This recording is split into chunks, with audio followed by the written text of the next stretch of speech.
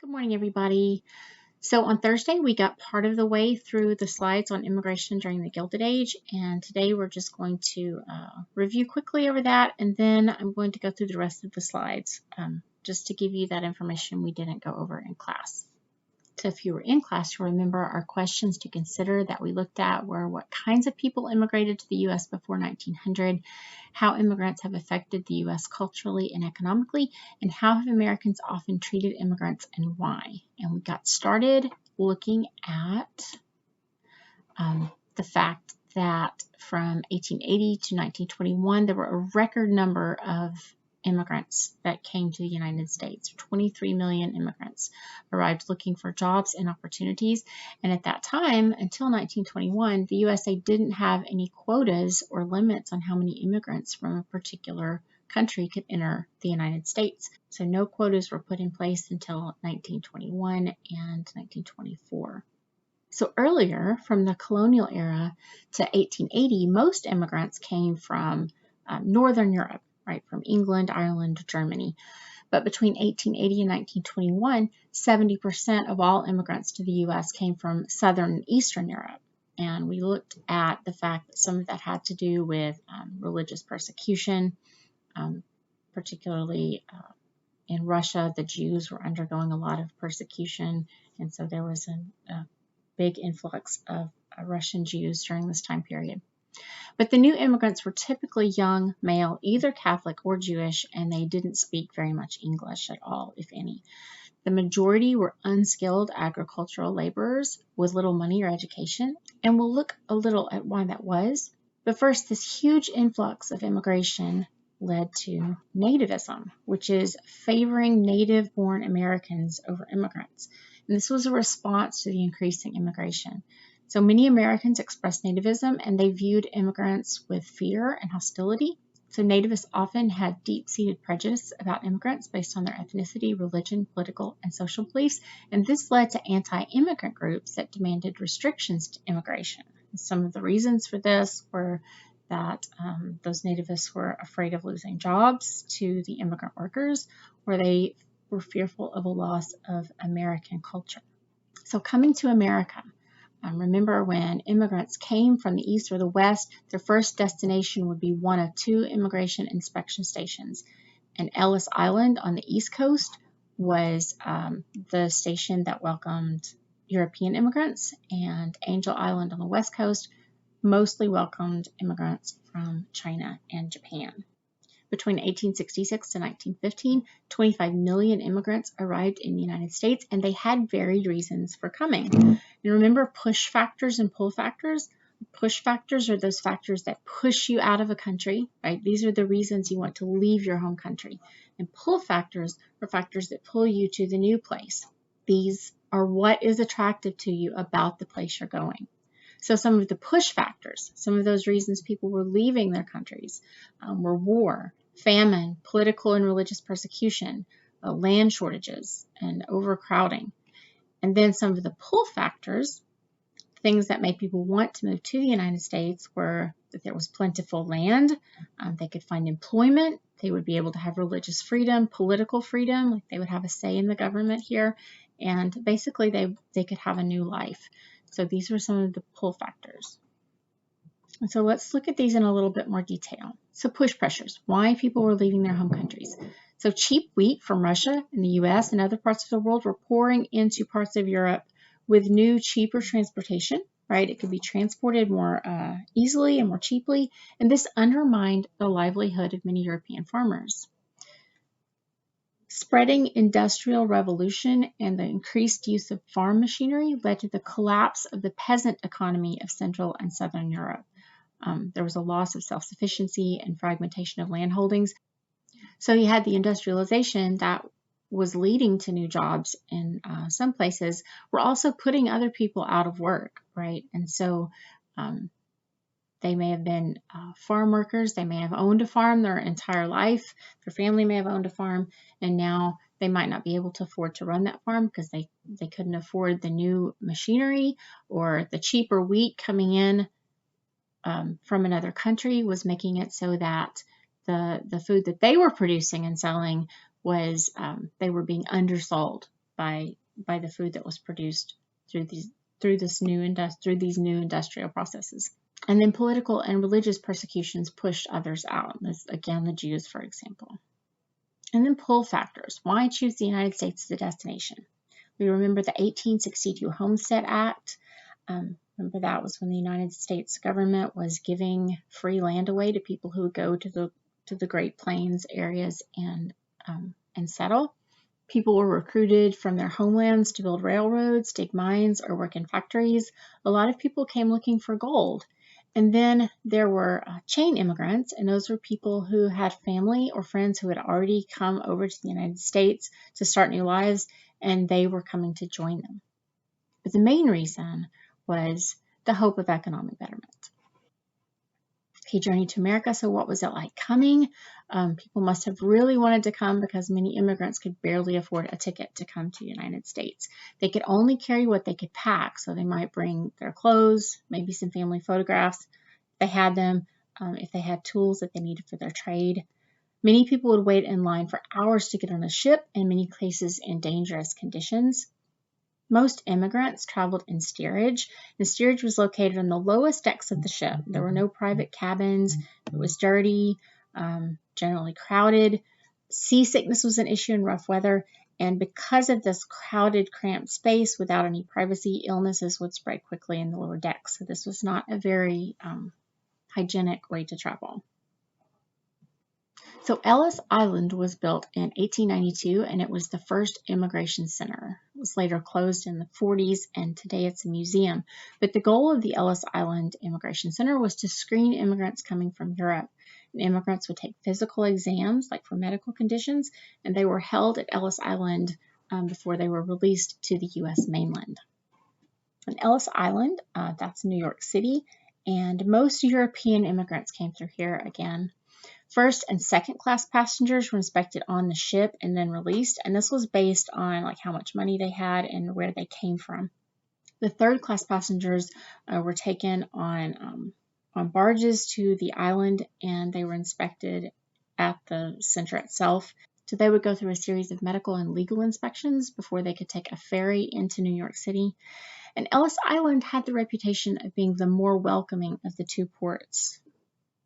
So once the third class passengers to Ellis Island arrived at the center, they would enter the station and move through a series of gated passageways. When they reached the end of the line, they would walk past public health service officers who would kind of look them over to see if they saw anything immediately obvious, like any immediate signs of disease. And they would do a test for trachoma, which is a contagious bacterial eye disease that can cause blindness. And so they would check them for that to make sure they didn't have anything like that they would carry back to the mainland. Upon arrival at Ellis Island, all immigrants were given identification tags that were pinned to their clothes. And this tag would tell their name, indicate what ship they were from. And then they also received an inspection card, and this was attached to their clothing. And after each inspection, a hole was punched in the card to indicate that the immigrant had passed through the various stages of inspection. Angel Island was in San Francisco Bay, and it opened in 1910, and most Chinese and Asian immigrants came through here again. The center made it very hard for Chinese immigrants to come into the U.S. Most of them had to prove they were American citizens to be let in at all. And immigrants were sometimes left here for days or weeks, and the conditions were pretty poor. This is not a luxury hotel at all. This is just very basic amenities here. And then we looked at the idea of the melting pot versus assimilation. So the key idea of a melting pot is that immigrants can be loyal Americans but still keep the culture of their homeland. The melting pot didn't take into account immigrant groups that didn't easily blend into the culture. So some Asian groups, Native American groups, others that didn't easily blend into this were excluded from this process. The key idea of assimilation is that immigrants should completely abandon their birth cultures and adopt American ways of speaking, dressing, worshiping, and even cooking. So you had the idea of assimilation, and then there's another idea, cultural pluralism, and this is a condition in which minority groups participate fully in the society in which they find themselves, and yet they maintain their cultural differences. So cultural pluralism celebrates diversity, while a melting pot is more about reducing those cultural differences. Cultural pluralism is about preserving the traditions of the minorities. It's often argued that a nation's strength derives in a large part from the diversity of its ethnic cultures. So there were some social reformers who helped immigrants with the Americanization process, and one of those was Frances Keller, and she devoted her life to educating immigrants in the ways of American culture. And she saw this as helpful both to the immigrants and to the country as a whole. She believed educated people who understood the industries they worked in would be better workers. And if immigrants understood the principles on which the country was based, they would be educated voters. And what she was doing was helping both the immigrants and the country. She was one of the first women to get a law degree. Jane Addams was an important leader in the history of social work and women's suffrage in the United States. She started settlement houses such as Hull House in Chicago. And settlement houses were community centers that addressed the needs of the unskilled working poor.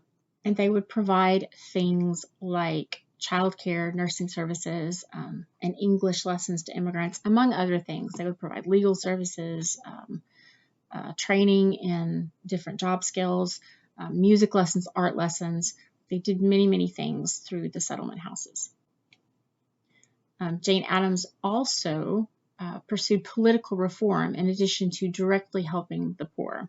So Jane Addams was influential in Chicago, and she was the first American woman to win the Nobel Peace Prize. And she was part of, you might remember her from your reading, she was part of the social gospel movement. Like the settlement houses were part of that social gospel movement, right? So she was attempting to, she said, express the spirit of Christ with her work. So as we talked about before, the Gilded Age experienced massive urbanization. So more people were living in cities than in rural areas.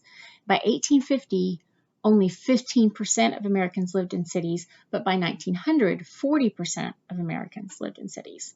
And city growth was due to not only the immigrants entering the USA, but also to rural Americans moving to cities. All of that contributed to this urbanization. So some of the challenges of immigration. So of course, with the massive influx into the cities, you had crowded cities. A lot of the jobs were dangerous. Immigrants often had a lack of education and skills, right? They might not even be able to speak the English language, so they couldn't communicate well with those around them. So there were a lot of challenges. There were changes in the physical environment of cities due to urbanization. So engineering innovations like expansive bridges and skyscrapers led to what we know as modern American cities now. Skyscrapers, of course, provided a more efficient use of space. You could put more businesses and more housing in a smaller area. So cities were growing up as well as out. And you had that outward expansion too, right? Like you would have industrial centers, and then going out from those, you would have suburbs where people would live surrounding those areas. And then as cities grew larger and not everything was in walking distance any longer, you had trolley lines and elevated rail lines and subways that were created to help with transportation. Immigration led to a massive increase in the number of slums in the U.S. cities. And tenements were these cheaply built apartment houses. They were often overcrowded, poorly constructed, and lacking necessities. So most American cities were not prepared for such rapid population growth, and this demand was met with cheaply built housing by people who spent the least possible to build so that they could make the most profit possible by renting them to low-income dwellers. Most urban immigrants lived in tenements, those low-rent apartment buildings in the poorest parts of towns called slums. And these tenements often had very few windows, so there was little access to sunlight and natural ventilation, and many urban poor developed lung disease or tuberculosis living in these places. About 60% of immigrant babies died before their first birthday. There also weren't the kinds of safety codes and regulations that builders have to meet now, so these buildings weren't safe. Half of Manhattan's fires were in tenement buildings. And about 2/3 of immigrants settled in cities like New York, Chicago, Boston, or Philadelphia, and they lived in ethnic neighborhoods called enclaves. Now, enclaves are usually in urban areas, and it's where culturally distinct minority communities maintain ways of life that are largely separated from the communities that surround them. So, for example, in big cities, neighborhoods with names like Little Italy or Germantown or Chinatown would spring up. And these communities led day-to-day internal lives that were very separate from those of the English-speaking communities around them. And enclaves provided new immigrants with a sense of community and security, as the immigrants were surrounded by the familiar customs, food, and language of their homeland. And a lot of these communities have survived into the 21st century across the United States. The majority of immigrants worked in industrial jobs. Industries were rapidly growing and in need of cheap workers. Most immigrants were unskilled, remember, and they were willing to accept almost any kind of job, no matter how unattractive, difficult, or low paying. Remember, they often served as the strikebreakers for unions, right? Like if people would go on strike, business owners would hire immigrants because they would be willing to come in and take those low-paying jobs with the difficult conditions. And so they were often used as strikebreakers. So Jacob Reese is one of the men who led for a call for change. And he brought the miseries of tenement life to the nation's attention by using photography to portray the cramped, crowded, and unsanitary conditions most immigrants were living in. He was born in Denmark in 1849, so he was an immigrant himself. He came to New York in 1870, so he was unable to find work, and he found himself living in police lodging houses, begging for food. And the conditions in the lodging houses were so appalling that Reese decided he was going to do everything he could to get them closed down.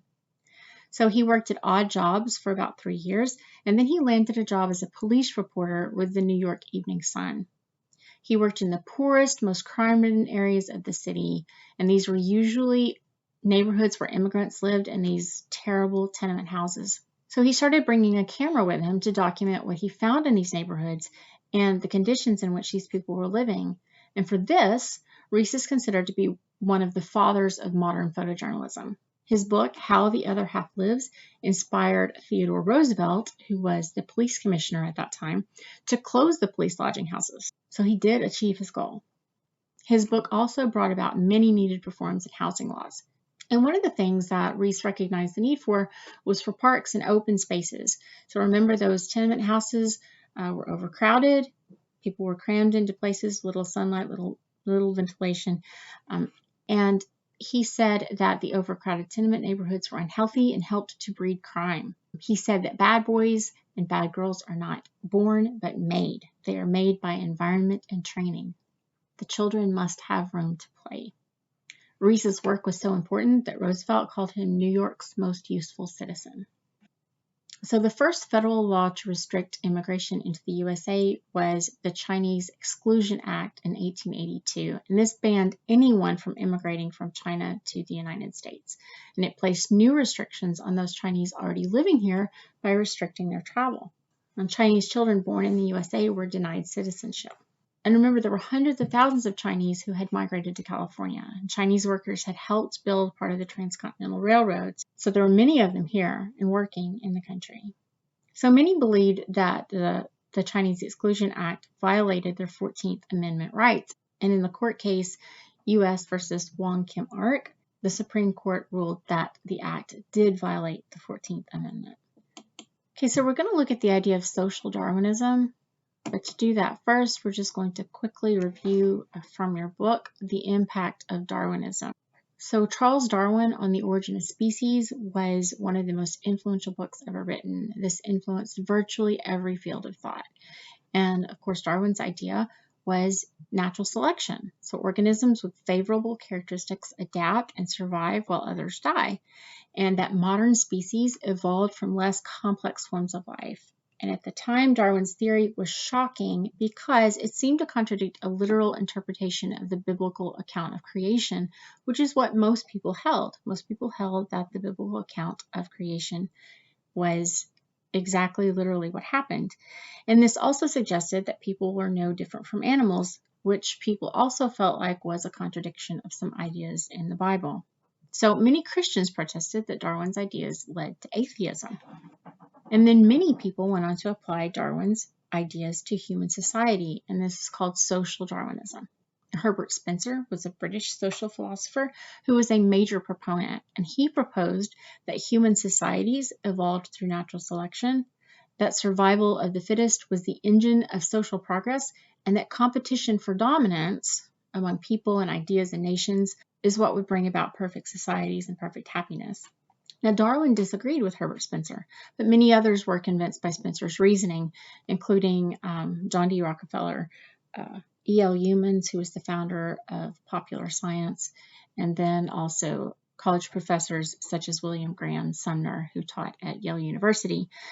And social Darwinism implies the need for laissez-faire government policies because interference hinders societal progress by helping the unfit enterprises or people survive. And in its extreme form, social Darwinism has been used to justify eugenics, which is selectively choosing the genes in a society that are allowed to pass forward. So programs such as sterilization to weed out undesirable genes was one of the extreme results of this kind of the thinking behind social Darwinism. Okay, so some of the results of the growth of cities. So cities were hard to govern.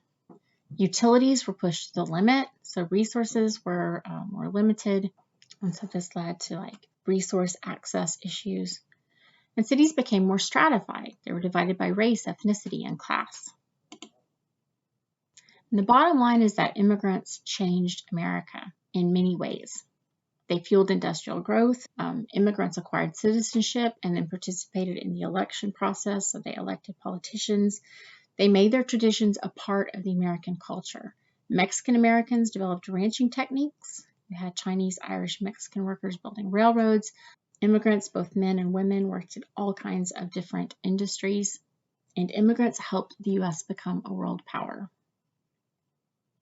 Okay, we're going to stop there, and I'm going to take just a minute here at the end and just run through each one of the political cartoons that we had in the slides. So you'll have them at the end of this video if you want to just pause and look at each of them and take a look at those.